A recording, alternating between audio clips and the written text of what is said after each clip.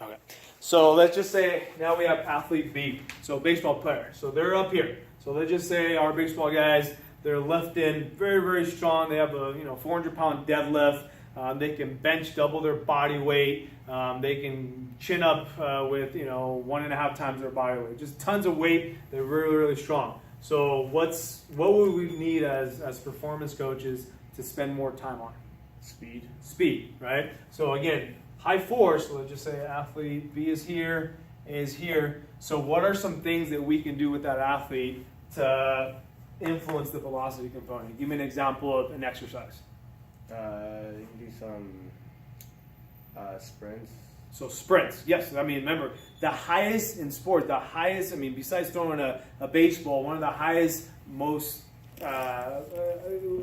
velocity based exercise in sports is just sprinting as fast as you can. There's hardly any exercise you can replicate in a weight room that replicates the speed of a sprint. It's very, very high demanding on the velocity component. You're spending minimal time on the ground and you're gone. Okay, so one of the best exercises if you want to get more explosive is to sprint, and that means without weight, just body weight. Because again, now we have all the way on the side of this spectrum is body weight sprinting. If we start putting them on the prowler with 40% body weight, they're not moving that slow. And again, not to say that you should only be doing this, but you guys spend some time on sprinting. George, so what other exercise for that baseball athlete that we can incorporate into their training to increase their velocity component?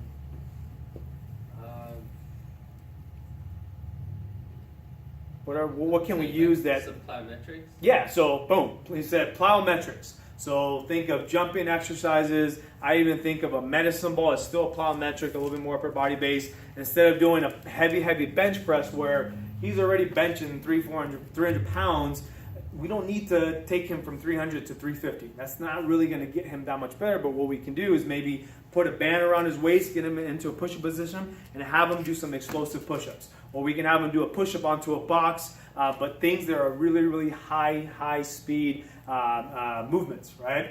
Anything else you can think of? We could even deload some of those exercises. Mm-hmm. And work Yeah, so perfect example is, again, instead of using the 350 on the back squat, maybe just use the bar. And maybe a thin band or something like that, and have them squat and then explode up. So yeah, so it doesn't have to be anything that you're not doing already, but just the less weight that athlete is moving, the faster that bar is going to be moving as well. So again, other examples are like kettlebell swings, a lot of medicine ball movements. But again, sometimes coaches use way too heavy of a medicine ball. Now, yeah, you're getting some explosive movements, but you're still moving slow. So if I have a baseball athlete and I'm using a 12-pound medicine ball, I'm going to be throwing it hard, but I'm not really going to be throwing as hard as I would with maybe a 6-pound medicine ball. So you just got to be careful with how much load you're actually using with those exercises. Yeah, good point. So any questions so far that you guys might have as far as kind of this stuff? Some of those explosive exercises, like you mentioned with the medicine balls, mm-hmm. Are you able to even use that to increase force, or is that a little too unsafe, like those type of exercises? No, I mean, I would think so the question was, from Daniel is it possible to increase the load of, let's just say, a medicine ball to increase the force? And the answer is yeah, but why not get that through a different exercise? To me, I think of medicine balls. I'm going to use something that's lighter, and the purpose of that exercise is the velocity component. So yeah, you can do it. I mean, you can get like a 12-pound medicine ball, maybe throw it overhead, knowing that you're probably working a little bit more on the force side, which there's nothing wrong with it. But again, it depends on what the purpose is. If your goal is to increase the force, you got to get them stronger. So again, you can use a heavier medicine ball, but then once it gets too heavy, what's going to happen is probably their mechanics are going to get a little bit off, because again, if you're not strong enough and your mechanics are not great, you're probably going to start slouching a little bit. So yeah, you can, but are there other alternatives that you can do? There might be something else. So I would say, if I want to get somebody strong in the legs, I'd rather just have them do a nice strong deadlift, a nice trap bar deadlift, 3 to 5 reps, and then have them do maybe like a broad jump. So you're getting both very similar movements, but one's high force, other one's more high velocity, right? So yeah, so you can, but again, just know what the purpose of what you're doing for that athlete is. What else? Anything else you guys have questions-wise? Nothing? So okay, so let's kind of move into more of a practical example. So George, so if you have let's say a soccer athlete, right? Or let's do track and field. So we work with Los Altos High School track and field athletes. So I think that one of the biggest mistakes that a lot of us coaches can make is making sure that everyone does the same thing. Right? So we write out a workout, and again, I'm guilty of it. Sometimes that's all we got. We don't got that much equipment. We don't have the time to individualize. But again, as coaches, I think one of the best things we can do is make sure if you're working with the team, and if you have the time, you have the resources, is to try to find out what that specific athlete needs.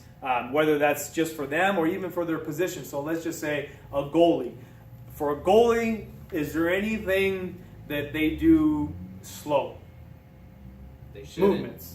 Oh, so his answer was they shouldn't. Yeah. They might, from time to time, but I think of a goalie as everything they do is explosive.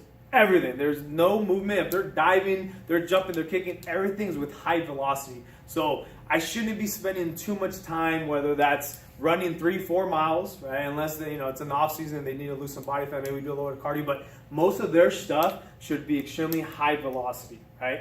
Everything they do is extremely explosive, right? So a lot of medicine ball, a lot of jumping, a lot of plyometrics, things like that are going to benefit, say, someone like a goalie. Now let's take another position. Let's just say like a defender, right? So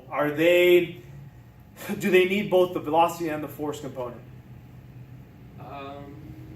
I would say more velocity. More velocity. So again, why? To keep up with the other team's fastest guys. Mm-hmm. So basically, they're going to be sprinting a lot. Yeah. They're going to be changing direction a lot. But see, here's the thing now. So now, when it comes to agility, you need that force, right? So in order for you to be able to say cut side to side, you have to be able to absorb a lot of that force, and a lot of that stuff comes from strength training. Being able to strengthen up your hamstrings, your glutes. So when you do got to cut, even though it's a high velocity movement, you're able to absorb, and then now you're pushing out of wherever direction you're going to go. So I think that athlete definitely needs that sprinting type of movements, the high velocity, but you also got to get that athlete stronger. So even other position where they're battling for the ball, they're going to be holding their ground. They got to be strong. So again, does that mean they have to be squatting 500 pounds? Heck no. There's no reason for that. But for them, it's going to be a little bit different than, say, a goalie, right? So let's get another sport. Let's go basketball player, right? Point guard. So give me an idea, Daniel, a point guard. Give me some ideas as to their training. What's it going to look like? I'd say that'd be a lot more velocity. More velocity? Yeah. Why? Because running down the court, it's a lot of linear and lateral movements throughout the entire game. Yeah.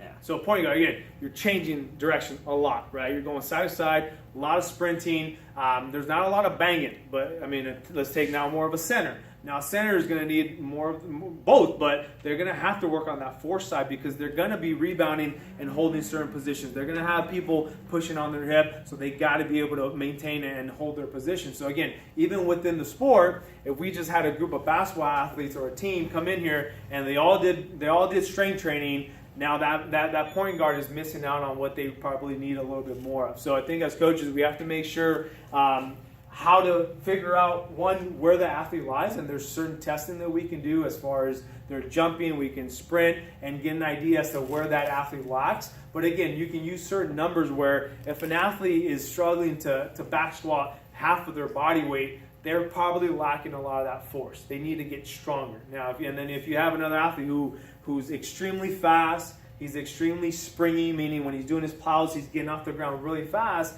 that should give you an indication that athlete knows how to absorb force and then re-accelerate into whether it's a jump or a sprint. So they're really good at the velocity component. Maybe that athlete needs to spend more time on the strength training as well, right?